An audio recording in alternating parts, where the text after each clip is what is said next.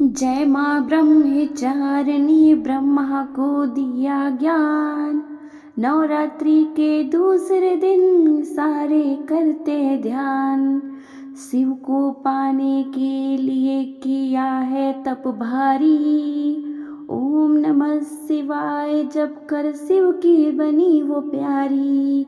या देवी सर्वभूतेषु ब्रह्मचारिणी रूपेण संस्थिता। नमस्तस्यै नमस्तस्यै नमस्तस्यै नमो नमः। जय माता दी। ओम नमः शिवाय। प्रिय भक्तगणों, आज शारदा नवरात्रि का दूसरा दिन है और आज अश्विन माह शुक्ल पक्ष की द्वितीया तिथि है। आज के दिन माता ब्रह्मचारिणी की व्रत कथा का श्रवण करने से लंबी आयु का आशीर्वाद प्राप्त होता है। श्रवणकर्ता को सभी प्रकार के सुख प्राप्त होते हैं, कार्यों में सफलता मिलती है, व्यक्ति को लक्ष्यों की प्राप्ति होती है। तो आइए भक्तजनों, आज हम सुनते हैं माता ब्रह्मचारिणी की कथा। नवरात्र के दूसरे दिन स्वरूप माँ ब्रह्मचारिणी की पूजा करने से ज्ञान और वैराग्य की प्राप्ति होती है। माता ब्रह्मचारिणी की जीवन कथा के कठिन क्षणों में भक्तों को सहारा देती है। ब्रह्मचारिणी का अर्थ तप की चारिणी यानी तप का आचरण करने वाली देवी। देवी का यह रूप पूर्ण ज्योतिर्मय और अत्यंत भव्य है। माँ के दाएं हाथ में जप की माला है और बाएं हाथ में माता कमंडल धारण किए हुए हैं। ब्रह्मचारिणी माता के 1000 वर्ष तक फल फूल खाकर बिताए और 100 वर्षों तक केवल जमीन पर रहकर साग पर निर्वाह किया। कुछ दिनों तक कठिन उपवास करके और खुले आकाश के नीचे वर्षा और धूप के कष्ट सहे। फिर 3000 वर्षों तक टूटे हुए बेलपत्र खाए। कई हजार वर्षों तक निर्जल और निराहार रहकर तपस्या करती रही। देवता, ऋषि, मुनिगण सभी ने ब्रह्मचारिणी की तपस्या को अभूतपूर्व पुण्य कृत्य बताया और कहा कि ए देवी, आज तक किसी ने इस तरह के घोर तपस्या नहीं की है। आपकी मनोकामनाएं परिपूर्ण होगी और भगवान चंद्रमोही शिव जी तुम्हें पति के रूप में प्राप्त होंगे। माँ की कथा का यह सार है कि जीवन के कठिन संघर्षों में भी मन विचलित नहीं होना चाहिए। माँ ब्रह्मचारिणी देवी की कृपा से सर्व सिद्धि प्राप्त होती है। तो भक्तगणों, अब हम ब्रह्मचारिणी माता का पहला अध्याय का श्रवण करते हैं। मेघा ऋषि का राजा सूरत और समाधि को भगवती की महिमा बताते हुए मधु केवट वध का प्रसंग सुनाना। प्रथम चरित्र के ब्रह्मा ऋषि, महाकाली देवता, गायत्री छंद, नंदा शक्ति, रक्तदंतिका बीज, अग्नि तत्व और ऋग्वेद स्वरूप है। श्री महाकाली देवता की प्रसन्नता के लिए प्रथम चरित्र के जप में विनियोग किया जाता है। भगवान विष्णु के सो जाने पर मधु और केवट को मारने के लिए कमल जन्मा ब्रह्मा जी ने जिनका स्तवन किया था, उन महाकाली देवी का मैं सेवन करता हूँ। मैं अपने 10 हाथों में खड़ग, चक्र, गदा, वाण, धनुष, परिघ, शूल, भुसंडी, मस्तक और शंख धारण करती है। उनके 3 नेत्र हैं। वे समस्त अंगों में दिव्य आभूषणों से विभूषित है। उनके शरीर की कांति नीलमणि के समान है तथा वे 10 मुख और 10 पैरों से युक्त है। मार्कंडेय जी बोले, सूर्य के पुत्र सावर्णी जो 8वें मुनि कहे जाते हैं, उनकी उत्पत्ति कथा विस्तार पूर्वक कहता हूँ। सुनो। सूर्य कुमार महाभाग सावर्णी भगवती महामाया के अनुग्रह से जिस प्रकार मवंतर के स्वामी हुए, वही प्रसंग सुनाता हूँ। पूर्व काल की बात है। स्वराजिस मनवंतर में सूरत नाम के राजा थे जो चैत्र वंश में उत्पन्न हुए थे। उनका समस्त भूमंडल पर अधिकार था। वे प्रज्ञा का अपने और पुत्रों की भांति धर्म पूर्वक पालन करते थे। तो भी उस समय कोलादिवंशिनी नाम के क्षत्रिय उनके शत्रु हो गए। राजा सूरत की दंड नीति बड़ी प्रबल थी। उनका शत्रुओं के साथ संग्राम हुआ। यद्यपि कोला विंध्यवंशी संख्या में कम थे, तो भी राजा सूरत युद्ध में उनसे परास्त हो गए। तब वे युद्ध भूमि में अपने नगर को लौट आए और केवल अपने देश के राजा होकर रहने लगे। किंतु वह भी उन प्रबल शत्रुओं ने उस समय महाभाग राजा सूरत पर आक्रमण कर दिया। राजा का बल क्षीण हो चला था, इसलिए उनके दुष्ट, बलवान एवं दुरात्मा मंत्रियों ने वहां उनकी राजधानी में भी राजकीय सेना और खजाने को हथिया लिया। सूरत का प्रभुत्व नष्ट हो चुका था, इसलिए वे शिकार खेलने से बहाने घोड़े पर सवार हो वहां से अकेले ही घने जंगल में चले गए।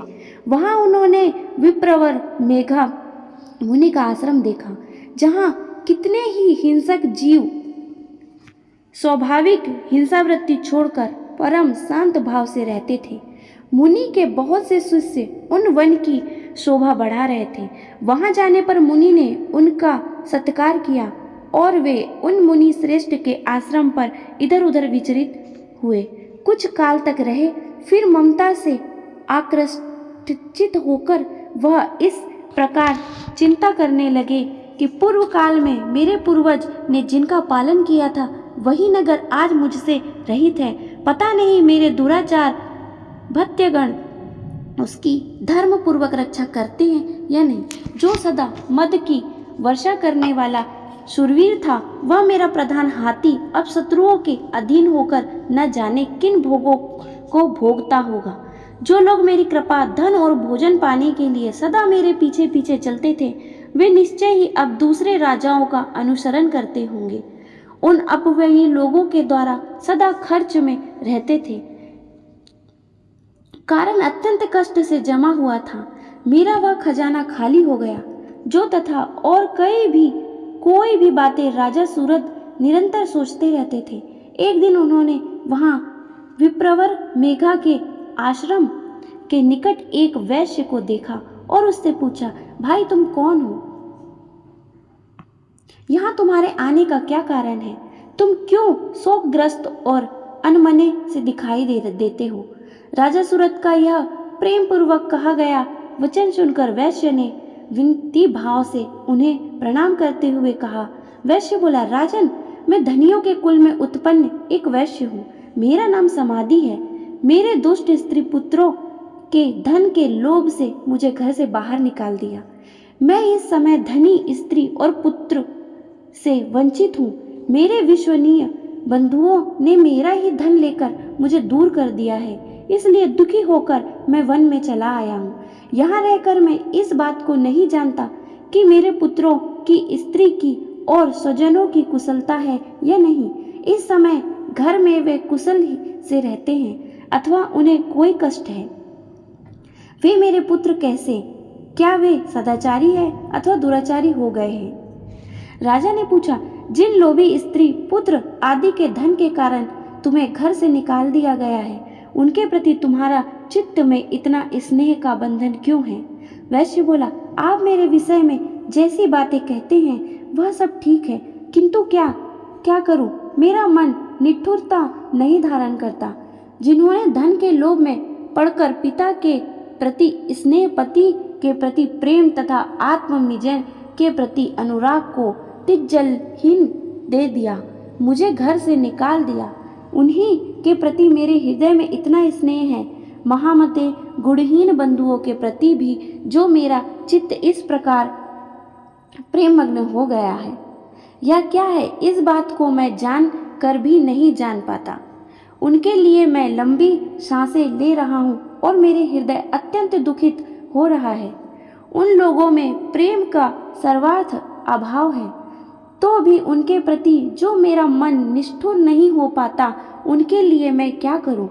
मार्कंडेय जी कहते हैं, ब्राह्मण तदंतर राजाओं के श्रेष्ठ सूरत और वह समाधि नामक वैश्य दोनों साथ साथ मेघा मुनि की सेवा में उपस्थित हुए और उनके साथ यथा योग्य न्याय कुशलता नियम पूर्वक वर्ताव करके बैठे। तत्पश्चात वैश्य और राजा ने कुछ वार्तालाप आरंभ किया। राजा ने कहा, भगवान, मैं आपसे एक बात पूछता हूँ कि उसे बताइए। मेरा चित्त अपने अधीन ना होने के कारण वह बात मेरे मन में बहुत दुखी देती है। जो राज्य मेरे साथ चला गया, उसमें और उनके संपूर्ण अंगों में मेरी ममता बनी हुई है। मुनि श्रेष्ठ, यह जानते हुए भी कि वह अब मेरा नहीं है, अज्ञान की भांति मुझे उनसे लिए दुख होता है। यह क्या है? इधर यह वेश्य भी घर से अपमानित होकर आया है।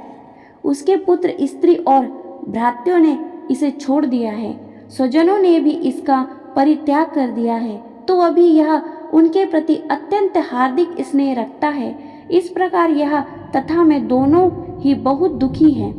इसमें प्रत्यंत दोष देखा गया है। उसके विषय के लिए भी हमारे मन में ममता जनित आकर्षक पैदा हो रहा है। महाभाग, हम दोनों समझा कर है तो भी हमने जो मोह पैदा हुआ है यह क्या है? विवेक शून्य पुरुष की भांति मुझसे और मुझसे भी यह मूढ़ता प्रत्यक्ष दिखाई देती है। ऋषि बोले, महाभाग, विषय मार्ग का ज्ञान सब जीवों को है। इसी प्रकार विषय भी सबके लिए अलग अलग है। कुछ प्राणी दिन में नहीं देखते और दूसरे रात में नहीं देखते, तथा कुछ जीव ऐसे होते हैं जो दिन में और रात्रि में भी बराबर ही देखते हैं। यह ठीक है कि मनुष्य समझदार होते हैं, किंतु केवल वे ही ऐसे नहीं होते। पशु, पक्षी और मृग आदि सभी प्राणी समझदार होते हैं। मनुष्यों की समझ भी वैसी ही होती है जैसी उन मृग और पक्षियों की होती है, तथा जैसी मनुष्य की होती है वैसी ही उन मृग, पक्षी आदि की होती है। यह कथा अन्य बातें भी प्राय दोनों के समान है। समझ होने पर भी इन पक्षियों को तो देखो, यह स्वयं भूख से पीड़ित होते हुए भी मोहवश बच्चों की चोंच में कितने चाव से अन्न के दाने डाल रहे हैं। नरश्रेष्ठ, क्या तुम नहीं देखते कि ये मनुष्य समझदार होते हुए भी लोभवश में किए हुए उपकार का बदला पाने के लिए पुत्रों की अभिलाषा करते हैं? यद्यपि उन सब में समझ की काफी कमी है, यद्यपि वे संसार की स्थिति बनाए रखने के लिए भगवती महामाया के प्रभाव द्वारा ममतामय भंवर से युक्त मोह के गहरे गर्त में गिराए गए हैं, इसलिए उसमें आश्चर्य नहीं करना चाहिए। जगदीश्वर भगवान विष्णु की योग निद्रा रूपा जो भगवती महामाया है, उन्हीं से यह जगत मोहित हो रहा है। वे भगवती महामाया देवी ज्ञानियों के भी चित्त को बलपूर्वक खींचकर मोह में डाल देती है। वह ही इस संपूर्ण चराचर जगत की सृष्टि करती है, तथा वे ही प्रसन्न होने पर मनुष्यों को मुक्ति के लिए वरदान देती है। वे ही परा विद्या, संसार बंधन और मोक्ष की हेतुभूता सनातनी देवी तथा संपूर्ण ईश्वरों की भी अधिश्वरी है। राजा ने पूछा, भगवान, जिन्हें आप महामाया कहते हैं, वे देवी कौन हैं? ब्राह्मण, उनका आविर्भाव कैसे हुआ तथा उनके चरित्र कौन कौन हैं? ब्रह्म देवता ने श्रेष्ठ महर्षि उन देवी का जैसा प्रभाव हो, जैसा स्वरूप हो और जिस प्रकार प्रादुर्भाव हो, वह सब मैं आपके मुख से सुनना चाहता हूँ। ऋषि बोले, राजन, वास्तव में तो वह देवी नित्य स्वरूपा ही है। संपूर्ण जगत उन्हीं का रूप है तथा उनकी समस्त विश्व को व्याप्त कर रखा है। तथापि उनका प्रकंड अनेक प्रकार से होता है। वह मुझसे सुनो, यद्यपि वे नित्य और अजमन्ना है, यद्यपि वह देवता का कार्य सिद्ध करने के लिए प्रकट होती है। उस समय लोक में उत्पन्न हुई कहलाती है। कल्प के अंत में जब संपूर्ण जगत एकावर्ण में निमग्न हो रहा था, तब प्रभु भगवान विष्णु शेष नाग पर सैया बिछाकर योग निद्रा का आश्रय ले सो रहे थे। उस समय उनके कानों में मैल से दो भयंकर असुर उत्पन्न हुए, जो मधु और केवट के नाम से विख्यात थे। वे दोनों ब्रह्मा जी का वध करने को तैयार हो जाते हैं। ब्रह्मा विष्णु की नाभि कमल और विराजमान प्रजापति ब्रह्मा जी ने जब उन दोनों भयंकर असुरों को अपने पास आया और भगवान को सोया हुआ देखा, एकाग्रचित्त होकर उन्होंने भगवान विष्णु को जगाने के लिए उनके नेत्रों में निवास करने वाली योग निद्रा का स्वतवन आरंभ किया। जो इस विष्णु की अधीश्वरी जगत को धारण करने वाली, संसार का पालन और संहार करने वाली तथा तेज स्वरूप भगवान विष्णु की अनुपम शक्ति है, उन्हीं भगवती निद्रा देवी की भगवान ब्रह्मा स्तुति करते हैं। ब्रह्मा जी ने कहा, देवी तुम ही स्वाहा, तुम ही स्वधा और तुम ही वटकार हो। स्वर भी तुम्हारे ही स्वरूप है। तुम ही जीवन दायिनी सुधा हो। नित्य अक्षर प्रणव में आकार, उकार, मकार इन तीन मात्राओं के रूप में तुम ही स्थित हो तथा इस तीन मात्राओं की अतिरिक्त जो बिंदु रूपा नित्य अर्ध मात्रा है, जिसका विशेष रूप से उच्चारण नहीं किया जा सकता, वह भी तुम ही हो। देवी तुम ही संध्या, सावित्री तथा परम जननी हो। देवी तुम ही इस विश्व ब्रह्मांड की धारण करती हो। तुमसे ही इस जगत की सृष्टि होती है, तुम ही से इसका पालन होता है और सदा तुम ही कल्प के अंत में सबको अपना ग्रास बना लेती हो।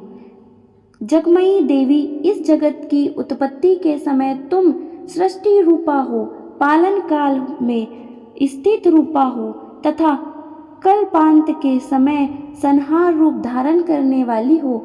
तुम ही महाविद्या, महामाया, महामेघा, महास्मृति, महामोहरूपी, महादेवी और महासुरी हो। तुम्हें तीनों गुणों की उत्पत्ति करने वाली सबकी प्रकृति हो। भयंकर कालरात्रि, महारात्रि और मोहरात्रि भी तुम ही हो। तुम ही श्री, तुम ही ईश्वरी, तुम ही हित और तुम ही बोध स्वरूपा बुद्धि हो। लज्जा, पुष्टि, तुष्टि, शक्ति और क्षमा भी तुम ही हो। तुम ही खड़क धारिणी, शूल धारिणी, छोर रूपा तथा गदा, चक्र, शंड और धनुष धारण करने वाली हो। बाण, भुसंडी और परिख ये भी तुम्हारे अस्त्र हैं। तुम सौम्य और सौम्यतर हो। इतना ही नहीं, जितने भी सौम्य एवं सुंदर पदार्थ है, उन सब की अपेक्षा तुम अत्यधिक सुंदर हो। पर और अपर सबसे परे रहने वाली परमेश्वरी तुम हो। सर्वरूपेण देवी, कहीं भी सत असत रूप जो कुछ वस्तु है और उन सबकी जो शक्ति है, वह तुम ही हो। ऐसी अवस्था में तुम्हारी स्तुति क्या हो सकती है? जो इस जगत की सृष्टि, पालन और संहार करते हैं, उस भगवान को भी जब तुमने निद्रा की अधीन कर लिया है, तब तुम्हारी स्तुति करने में यह कौन समर्थ हो सकता है? मुझसे भगवान शंकर को तथा भगवान विष्णु को भी तुमने ही शरीर धारण कराया है, अतः तुम्हारी स्तुति करने की शक्ति किसमें है? देवी, तुम तो अपने इस उदार प्रभाव से ही प्रशंसित हो। ये जो दोनों दुर्धर्ष असुर मधु और केवट है, इनको मुंह में डाल दो और जगदीश्वर भगवान विष्णु को शीघ्र ही जगा दो। साथ ही उनके भीतर इन दोनों महान असुरों को मार डालने की बुद्धि उत्पन्न कर दो। ऋषि कहते हैं, राजन, जब ब्रह्मा जी ने वहां मधु और केवट को मारने के उद्देश्य से भगवान विष्णु को जागने के लिए तमोगुण की अधिष्ठात्री देवी योगनिद्रा की इस प्रकार स्तुति की, तब वे भगवान के नेत्र, मुख, मासिका, बहुहृदय और वक्ष स्थल से निकलकर अव्यक्त जन्मा ब्रह्मा जी के दृष्टि के समक्ष खड़ी हो गई और योगनिद्रा से मुक्त होने पर जगत के स्वामी भगवान जनार्दन और एकाग्रण के जल में शेषनाग की सैया से जाग उठे। फिर उन्होंने उन दोनों असुरों को देखा। वे दुरात्मा मधु और केवट अत्यंत बलवान तथा पराक्रमी थे और क्रोध से लाल आंखें किए ब्रह्मा जी को खो जाने के लिए उद्योग कर रहे थे। भगवान विष्णु जी श्री हरि उठकर उन दोनों के साथ 5000 वर्षों तक केवल बहु युद्ध किया। वे दोनों भी अत्यंत बल के कारण उन्मत्त हो रहे थे। इधर महामात्मा ने भी उन्हें मुंह में डाल रखा था, इसलिए वे भगवान विष्णु से कहने लगे, हम तुम्हारी वीरता से संतुष्ट हैं। तुम हम लोगों से कोई वर मांगो। श्री भगवान बोले, यदि तुम दोनों मुझ पर प्रसन्न हो तो अब मेरे हाथों से मर जाओ।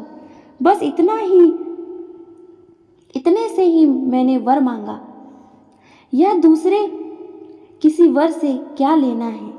ऋषि कहते हैं इस प्रकार धोखे में या जाने पर जब उन्होंने जगत में जल ही जल देखा, तब कमल नयन भगवान से कहा, जहाँ पृथ्वी जल में डूबी ना हो, जहाँ सूखा स्थल हो, वहीं हमारा वध करो। ऋषि कहते हैं तब यथास्तु कहकर शंकर चक्र और गदा धारण करने वाले भगवान ने उन दोनों के मस्तक अपनी जांघ पर रखकर चक्र से काट डाले। इस प्रकार यह देवी महामाया ब्रह्मा जी की स्तुति करने पर स्वयं प्रकट हुई थी। अब पुनः तुमसे उनके प्रभाव का वर्णन करता हूँ, सुनो। इस प्रकार श्री मार्कंडेय पुराण में सावर्णिक मनवंतर की कथा के अंतर्गत देवी महामाया में वधु केवटवध का नामक पहला अध्याय पूरा हुआ।